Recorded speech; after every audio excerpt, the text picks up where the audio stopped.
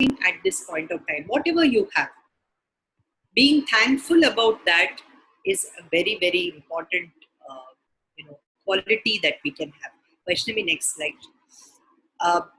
If we focus on people, things, and resources and consider ourselves blessed, it's really, that is gratitude. Many times in today and the days that are going to come, we will be tempted to complain. We are tempted to complain even now. This is not normal, that's not happening, this is how we are used to this is what we used to eat, this is what we did, this is how I traveled. So many things are there to complain about, but if we anchor ourselves in gratitude and be really thankful to the universe for its blessings, we increase our energy. The next one is being in this moment 100%. Building awareness in this moment actually sends our energy spiraling upward. Most of the time we are in the past. We are complaining or we are congratulating ourselves. We are celebrating.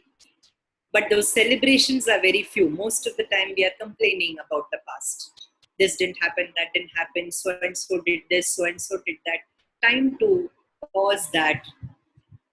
Not even going into the future, because being impatient about getting to the next level, whatever it may be, we still don't know where are we reaching, whether all our goals that we had set for whether it's 2020, 21 or even later, is it all going to happen?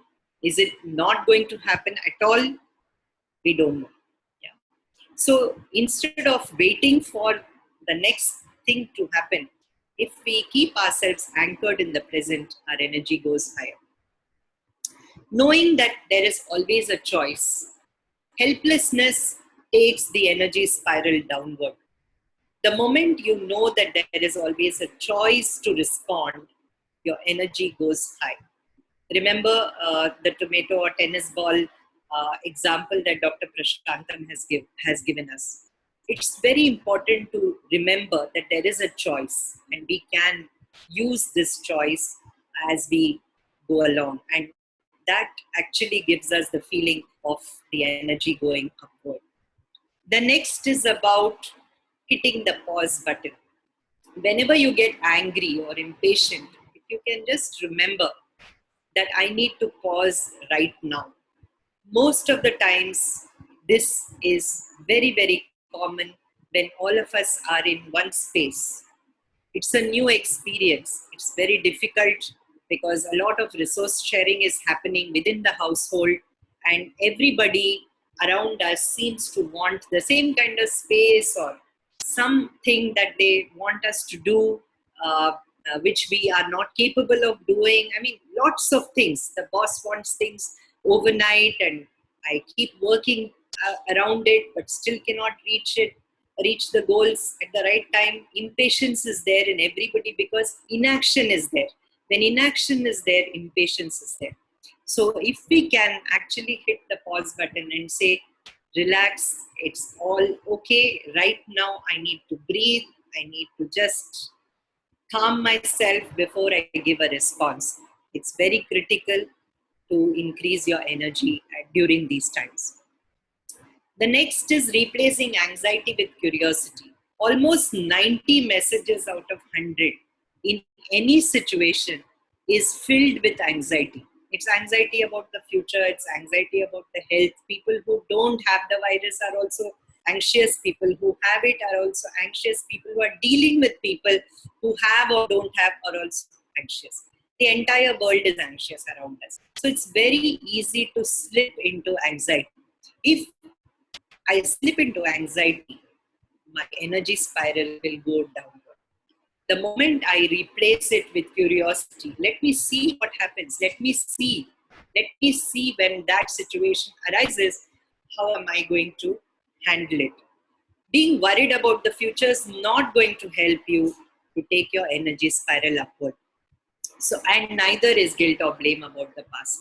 So let us quickly replace any time whenever we get anxious we start moving into curiosity. This is literally a neural practice. It's hardwired to get anxious or worry.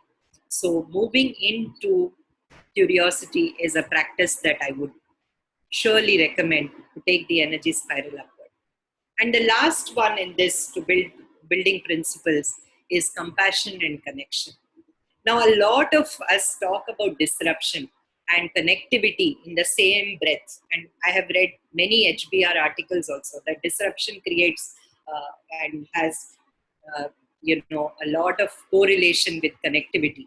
And what everyone is talking about is about connectivity with the external world, which we saw a blast of connections that have happened now because of the internet, and everybody going on all kinds of forums and Zooms and chats and childhood friends, and the connections have really increased with the external world. What we really must build on, and if you don't do it, it's like an opportunity lost. If we build connection with ourselves, and every day, if we spend some time with, let's say, mindfulness activities, meditation, music, yoga, whatever, but spending that time with self to connect with really what is my core purpose and so on. We'll just see that in a couple of slides later. What do I connect with within myself is a very critical opportunity we have during these times. Now, let's move into understanding why this is important. Just a quick slide to understand.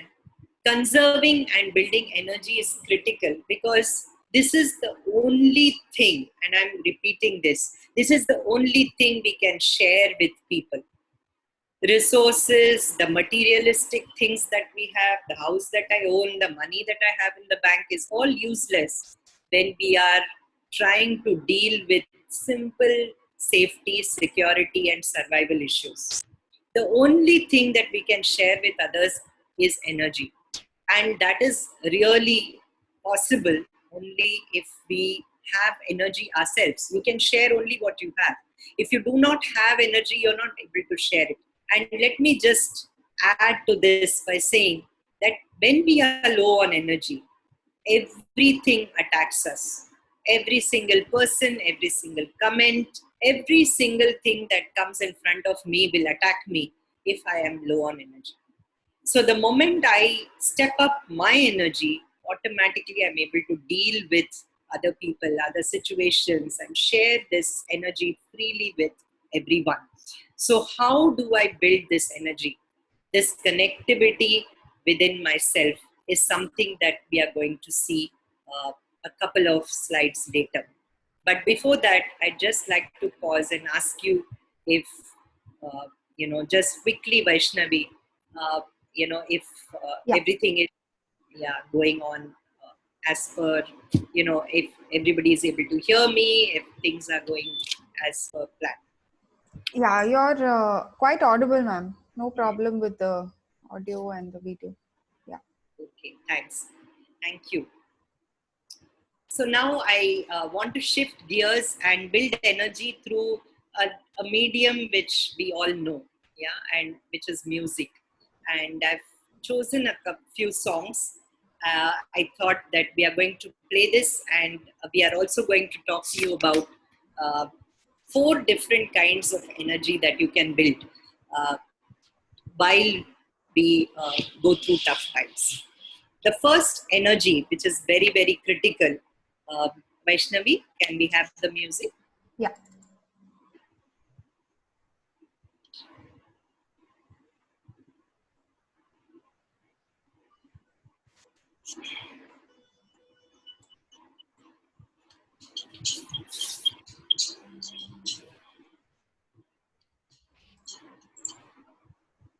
Sorry.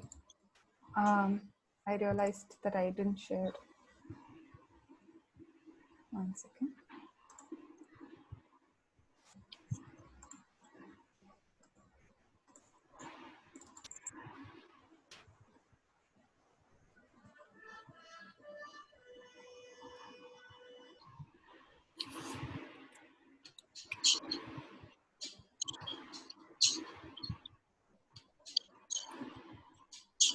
We are trying something So let's see if it works. Otherwise, we'll just I hope you go can hear without. it.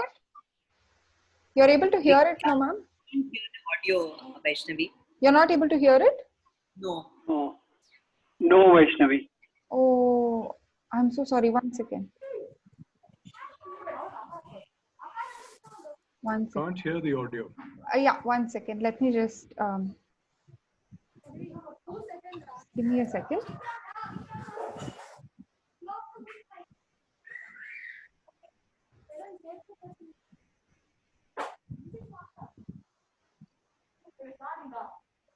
I'm so sorry. One second. Just let me know if it is audible. I'll just tell you when it's playing.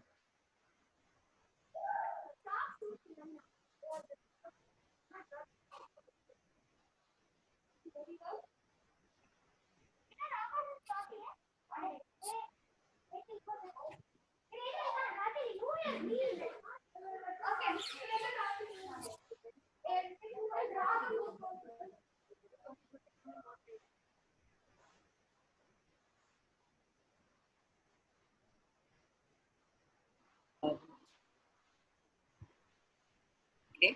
It's audible? No. No? No, no, Vaishnavi. Okay. I think we'll we'll drop that and we'll drop the audio. We'll drop the audio and move on. Just go to the slide, Vaishnavi.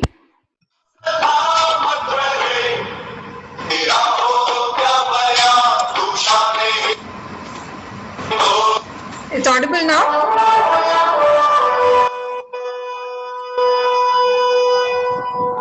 It's fine now, Vaishnavi. It's fine. Okay. Yeah. Thank you.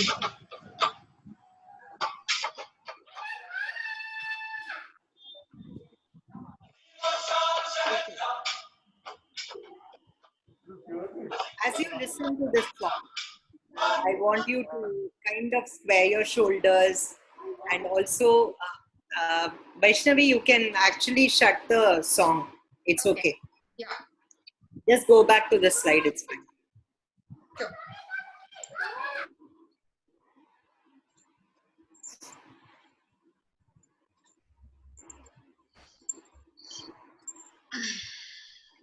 Okay, you will get the definitely you'll get the presentation, so you can experiment with the songs. I will take you through the four energies that I'm talking about, building connection with the body. The first one, as you saw, was the song of just to connect with you on Azim o Shan Shensha, just to make the body vibrate with an energy of taking charge, taking ownership, taking responsibility. When we do that, we square our shoulders, we stand up, stand erect, move with a certain body disposition. Now, why do you need that kind of a body language? It's very important for people, especially as leaders, for people to be able to trust you, for people to say that, okay, this guy can take charge or this woman will take charge and they will be able to take really take care of us. Yeah. To convey that body language, and especially when we are even talking, maybe on just audio, no video, but just talking, even if you stand or with your shoulders square and really with that strength and open your chest and breathe deeply and speak, it inspires, instills confidence. It's a very important energy that we need to have. Even in the family, when family is going through tough times, somebody takes charge. And that person, if that person is taking charge, the others can relax. So this is a very important energy during crisis times. And we need to see who steps up, the leaders, if they step up, or anybody who steps during these tough times with taking charge energy is actually somebody who attains leadership. That's really the challenging part of energy. And so we are going to see many leaders emerging who are not likely leaders in that sense, but who have started demonstrating that they can take charge. The second is the execution energy, the soldier energy. When somebody gives instructions, are we able to carry those instructions out exactly as it has been told to us? That is execution energy. Sometimes in times of crisis, you need people to just listen and do what is told. Many times we go into that hijack mode that I'm not able to think, I just freeze. So at times like this, when somebody gives clear instructions, we are able to follow it. This is execution energy. This is called soldier energy in another way. You just tell them to execute and they execute. Now, are you capable of being a soldier, or are you able to actually share with people instructions and make them follow you? Well, whichever energy, that's execution energy. The third is compassion energy. And today, as coaches, as people who respond to situations with listening, with love, with compassion, I think 80% of our job is with compassion, with this energy. Because people, and in the last 3 weeks, at least I have experienced, even my coaches call me, and want compassion. They want that love energy. They want to be listened to. They want to tell someone some things which somebody will listen. Yeah, and this is true of our profession as coaches, but more so in current times, in crisis times.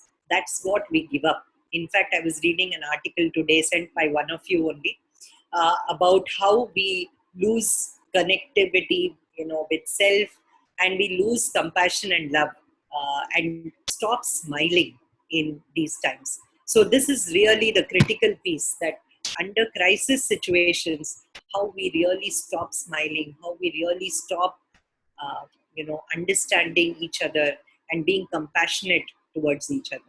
That's a very important energy we need to build during these times. And the last one, and I kept a song for you which you could sing along, uh, but it's okay. Uh, whenever you get a chance, please put it on YouTube and just sing along. And I think that's a very fun song. I love it, and I'm sure many of us will vibrate with that song. Sar jo tera chakraye ya dil duba jaye. Lovely song. Within 2 minutes, we have seen that the energy in the room just goes up, and people really start singing, dancing, and all with that. Why? Because you need to have some fun too. So how do you shift energies, whether in your participants, in yourself, in your coaches, or in your families now, is entirely up to you. If you actually start moving with that energy, if you start making your body move with these energies, and I'm sure a lot of you do yoga and music and also gymming and so many things. If you can actually add music to it, it vibrates with the body. It depends. Many people connect with a lot of these energies very deeply. So using music, and I know that there is a session just after this, please experience the energy whenever you get a chance through music. Uh, we move along, and since the audio is not coming through so much, I will just skip the audio part of the meditation. Do we want to try, or we let go of that? Just go to the next slide, Vaishnavi. Okay. They've asked me to also share the link on the chat if need be, and they can play it. Yeah, so I had a music audio. This will come to you as a link. It's a beautiful Tibetan music. Please listen to it whenever you can. You can sit for meditation with it. It's with the gong. It's important to build energy through the cells. Yeah, and this is something which is important for us as we go along, to build this energy through the cellular, through and at the cellular level.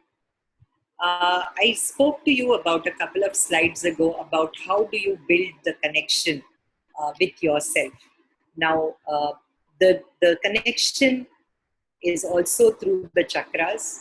I'm not getting into energy centers today, but it's a very powerful way of energizing your energy centers. And I just want to connect it to knowing, doing, and being. The purpose, knowing your true calling, is knowing your core purpose. The Muladhara is connected with that, and so is the Hara or the Swadhisthana. Uh, Energizing that actually gives us a peep into what is my core purpose in life. Being anchored in a core purpose gives us the sense of connection within. It's very important to do every single activity that we are doing with passion. If I'm not passionate about doing something, this is the time to recreate and see really what am I passionate about. And I've been guiding people through these 3 weeks, and many people, because many jobs are getting redundant, many things are changing in the atmosphere. Lots of stuff are changing. Like I have at least 3 people who said that they don't want to go and rejoin their jobs because it's taking them away from the family, and this has really this break has really made them realize how important it is for them to be here. So we are facing a lot of different times now, and so to discover what is really something that you can do with intensity is passion. And the last one, which is very important, is being fully present in the moment. What is your presence? What kind of energy that you give in the moment? Yeah, and how can you build that presence as we go along? And I know we in CFI we focus so much on presence. It's very critical to be present to others, to your coaches and everyone, but also to be present to who you are in this moment. And that's very critical, because when we are reimagining the future, especially with so much ambiguity, I think it's important for us to uh, see how this what will this mean to us going forward. I'm at 6:30 now, and I do have a slide on the leadership competencies that are required. I'll just take a minute to run through that slide, and then I'm going to leave it open, Ramesh and Vaishnavi, for questions and closure. So go to the next slide, and I just wanted to say 2 things.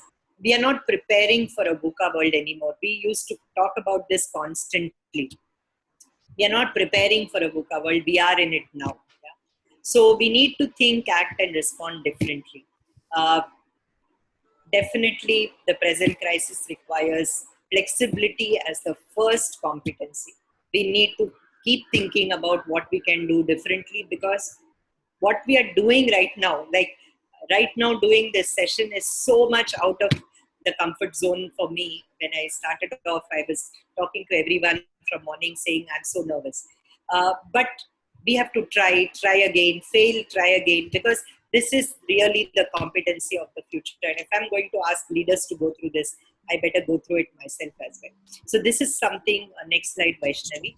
I just wanted to put in one slide how we can think, act, and respond for the future. There's just a beginning of a discussion that I'm having with some clients about what leadership competencies are needed for the future. And we have started talking about it, and I'm sure all of you can add to it, and we can take it on in the hub later on and start the discussions and really talk about all these competencies with more granularity. So thanks a lot, Vaishnavi, and if you can open it up now for questions or whatever the format is, I'm okay to go with that. Yeah, thank you, ma'am. Thank you so much for that. Sudha, I am DB Razu here. Yeah. Can you tell us something about the chakras you mentioned? That you said they are centers of energy. At least briefly, please introduce us to the chakras. Vaishnavi, just yeah. So these are the 7 chakras. I do have a very detailed explanation and also meditations related with the chakras. I'm sure some of you are already doing this through your yoga and all that, but I'm very happy to take you through sessions, guided sessions around activating the chakras. But this is the Muladhara, the 7 chakras, the energy centers. the Muladhara, the Swadhisthana, Manipura, Anahata, Vishuddha, which is the throat, Ajna Chakra, and Sahasrara.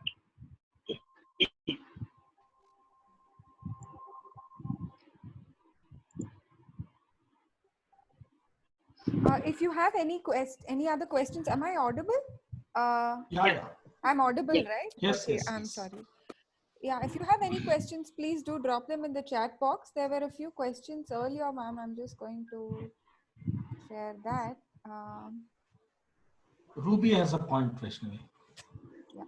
Ruby Tapar. Yeah, please go ahead, Ramesh. You can pick it up. So what Ruby is telling is taking charge energy in yoga is about opening your sternum. If you can practice just that energy wells up. Open sternum, blades of shoulder coming together.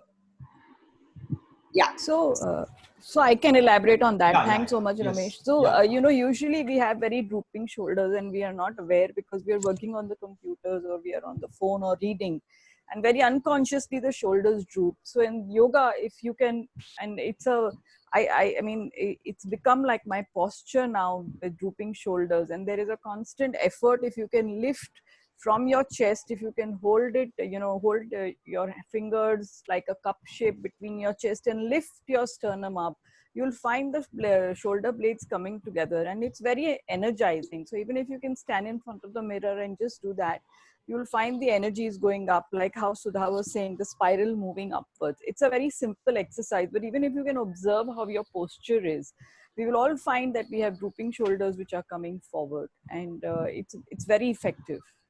So that's what I was trying to say. Thank you. Thank you. Thank you, Ruby. There's a question from Shankar. Can you please suggest on ways to build a curiosity mindset in the spur of the moment, especially in coaching situations? Yeah. That's a very good question. Basically, anxiety is about what in a coaching situation, especially when you are the coach and there is a coachee in front of you. There's more anxiousness about how good am I as a coach. Yeah, more than how can I serve this coachee better. Yeah, there's a lot of anxiousness when we start practicing as a coach. So the first thing, we have to drop that and we have to get into the coachee's world and see what this coachee really wants to say. I mean, being curious about what this coachee really wants to convey. And that's really being in the moment and being present and listening fully.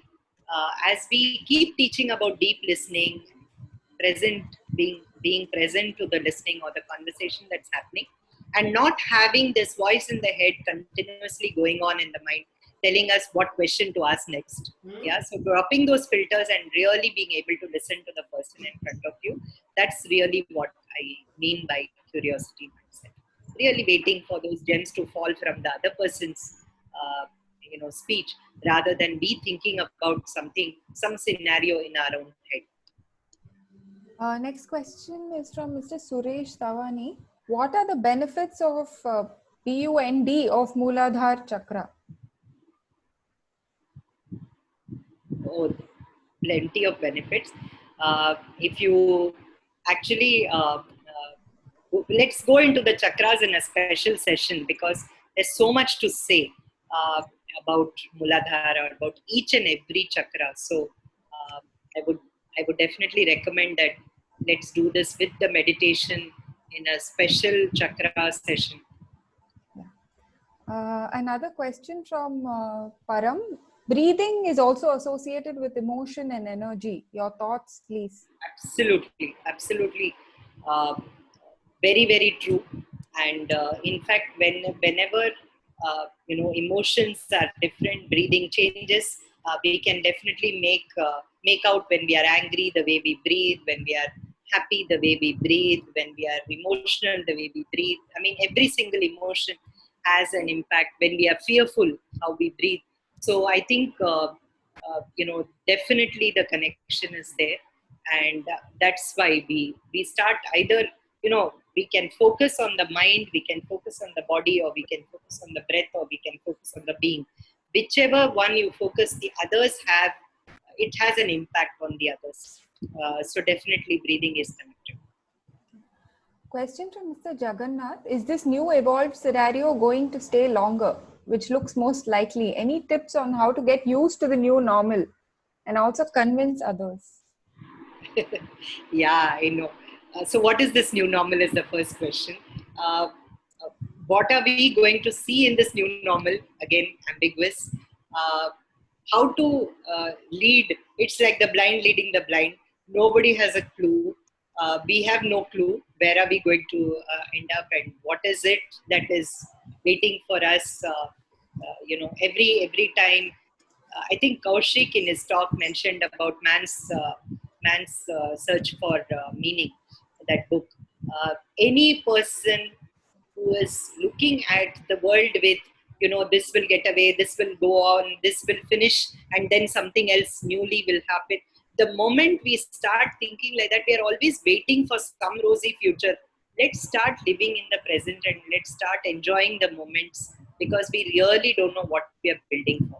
And the best part is, if we are ready, mentally, spiritually, with our purpose, with whatever passion we have to offer, whatever comes up, whatever scenario comes up, we need to build the world along with everyone else, the way what we are needed to do at that point of time. I think we need to get prepared for that as we go along, because there are not many stories which are coming, which are so great that somebody has figured it out. We don't even know the vaccines for it yet, so we have no clue.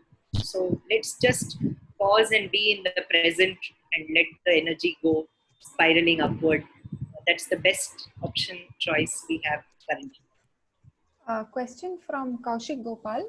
Sudha, energy is Shakti, or feminine principle of divine energy. Can you say something about the feminine principle at this point in our lives?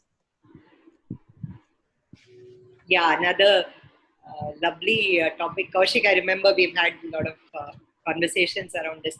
I think another full Zoom session on this would be definitely welcome. Discussing the feminine energy and really how compassion, love, uh, all the feminine principles need to act today. Because otherwise, we'll get into the masculine principles of blame, of push, of drive, of those kind of male principles, masculine energy principles, which may not serve us today. Uh, Setting the next target, meeting the next goal, it's not going to serve us today, because that's really not. And there are organizations which are still doing that, running Zoom calls in the morning, afternoon, evening, trying to drive people towards some imaginary goal. And they have really not been able to pause and look at the feminine principles of, understanding, going deeply, connecting, and being compassionate and pausing. It's not happening. And when this doesn't happen, I think we are in for a breakdown. So sooner or later, the feminine principles have to be integrated, and this is taking time to cultivate. Yeah. So I understand this question, and there's lots to talk about this actually. Question from Neena Verma. Please say something about enhancing purpose and presence, leveraging energy spiral work. Yeah. A lot, Neena, about this. Lot to say again about this. Very connected with the chakras, very connected with the energy centers in the body. Enhancing core purpose in our life is very, very critical at these times, because if I don't know what I really want to do in life and what really energizes me from within, if I don't pause and understand that, for example, I may really be energized by music or dance or poetry or painting, but I've never really given it the time that it deserved in all my life. Yeah. So to really pick that up and make that into the purpose of my life, yeah, this may not be immediate and tomorrow, but maybe I can go towards that. I don't know. I really don't know, and this is really the time to seek and go inward and see what the core purpose of my being is. Sorry, I'm very sorry. Mr. Dwaraknath wanted to share something. He had raised his hand earlier as well.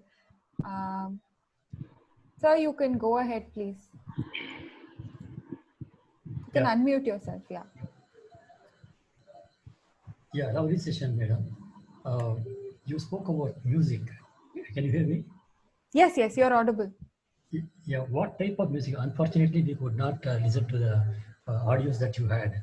I'm sure it must be highly melodious and not the dum dagga type and things like that. Because in music, MUSIC, M stands for melody, and if you remove the melody, the balance makes you sick.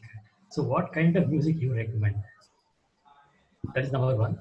And then Mr. Param spoke about breathing. Can you also talk a little bit about left and right nostril breathing? Yeah, yeah, definitely, of course. And anything that we want to learn in terms of Sukha Pranayam, which we call it left and right alternate nostril breathing, or if we want to go into the chakras more deeply, or if we want to talk about Kundalini, I think a lot to say, but I think I have just restricted this to keeping it neutral and keeping it as much as possible to the point of building energy, just through a few sources and through principles. But we can have longer discussions later, targeted discussions on whether it's the chakras, the Kundalini, the breathing, the alternate nostril breathing, Vastrika, for example, Zen breathing, deep breathing. Every kind of breathing can be introduced and spoken. Sudha, if you can, close the Q&A now, you can take the questions offline or through Hub. Because now, we have a brief presentation by Ganesh. He would like to share something with us. So can we just stop Q&A with this, Sudha, with your permission? Sure. There are a few more questions, definitely, it has provoked a lot of, thoughts, and definitely we'll take it offline. Few thoughts like, Sendil Nathan of ABG, he has said, anxiety is treated by 3M. That is meditation, music, medicine. Ashwagandha is expected to reduce anxiety. This is his thought. And there are a few more people who have also, posed questions, thoughts. I would request, if this can be taken offline due to paucity of time. So, Thank you. yeah. Sure, Ganesh. Okay, right. So, Ganesh, over to you, Ganesh. Thanks, Ramesh. I hope I'm audible. Yes, you're audible. Yeah, very much. Dear friends, warm welcome and good evening. Sudha, fantastic session. You've really touched people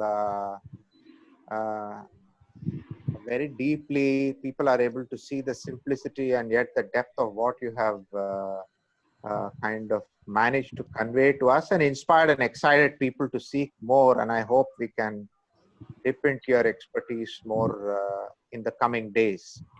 Thank you so much for doing this and making it kind of a signing off in style, so to speak. But friends, we are not concluding this series. I have to offer to you one other task, and that's really that we are all coaches and we love conversations. So I'm inviting you to engage in a appreciative dialogue and really talk to anyone you choose to. It can be someone in your personal life, in your professional life. It can be a coachee, it can be a co-coach, whoever you choose, to really engage in an appreciative conversation which is positive, affirming, and energizing. And if each of us can do 2 such conversations, and hopefully if you can file your summaries with me, then we'll have around 200, maybe 250 conversations, the summary of which can make for very powerful reading for not just us, for the community around us. So Vaishnavi, I have emailed you that document. I hope you have it with you.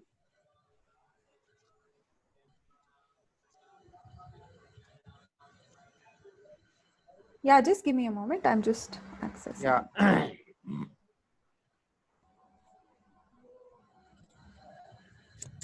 So it's really just 4 questions I have framed, and I'm going to put this up in the hub very soon.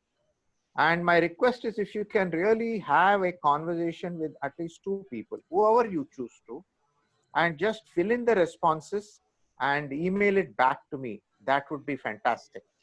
The summary of that would be so rich. Yeah. These questions are based on the principle of appreciative inquiry, and I want to just close by sharing these questions with you, and then we will sign off. Sorry, just 1 second.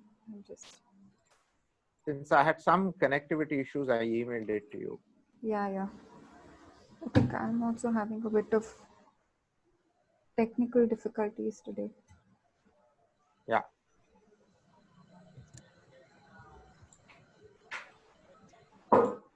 Please let me know once my screen is visible. Yeah, it's beginning to be visible. Yeah, so friends, there's a brief introduction. What I'm really saying is, I think people are already beginning to ask the right kind of questions, and all of you are a great example. And using the opportunity, as Sudha said, to go within, because we can't go outside. As a concluding piece to this series, I am inviting all of you to engage in an appreciative dialogue with as many people as possible. The theme for this dialogue is starting afresh right now. So we don't want anything, a date to be announced, but to start afresh right now. That is the theme of the appreciative dialogue. The questions that I have been crafted are to engage in an interview to understand every person's positive core that has helped them come through this far, and to discover the person's dreams and wishes for the future. So that's really the theme of starting afresh right now. So if you can go forward, Vaishnavi. The first question is, what has helped you see through this period so far? What about your abilities, strengths, and approaches have been most useful in managing yourself and the people around you? What specific examples and stories come to your mind? That's the first question. What has helped people so far? Their strengths, their abilities. Second, there is something about you that has surprised you, your ability of your family or colleagues to manage through this. A time when you felt most gratified, you could see hope, could see courage despite fear, and could find energy despite drag. Tell me about 1 or 2 stories that you will keep telling, maybe your grandchildren, your children, about how you were able to manage. If you had to write a journal, what stories will go into that journal? So 1, what went helped you this far? Second, what stories come to you uppermost, big or small? That's the second question. Now, third is the important question of anticipation. Imagine you went into sleep and woke up in January 2022. As you wake up and look around, you realize that you're now living in a world that has started afresh, has become even better than what it was when you went to sleep. All the things that you wished for in humanity and in your life and at work have come true. Describe what you're seeing around and what dreams would have been achieved to give you that sense of happiness. Be as detailed and specific as you can. So if you are waking up in 2022 and see a fantastic world, what does that world look like? Just let that dream get articulated by that person you are interviewing. Finally, all things considered, to make this dream come true, what are your wishes for yourself and people around you? These could include new habits you want to form, new behaviors you wish to see in yourself and others, new ways of living and working that you think are necessary for the dream to come true. Sudha already spoke about good examples of this. What do we and others need to do new and different? In other words, if you had a good genie around, what are the 3 wishes you would ask the good genie to grant you so that the dream becomes a reality? So really 4 questions. What has helped you this far? What great stories of grit and determination What is your dream of 2022? What wishes will help you? These are really the 4 questions I have. I'd really like some comments of how many of you will feel energized to engage in these dialogues and file your report. You can choose other coaches, you can choose coaches, you can use senior leaders, you can choose someone in your family, your children, anybody you want to interview. Yeah, some quick messages about your own spontaneous reactions would be nice. What are you hearing, Vaishnavi? What are people saying?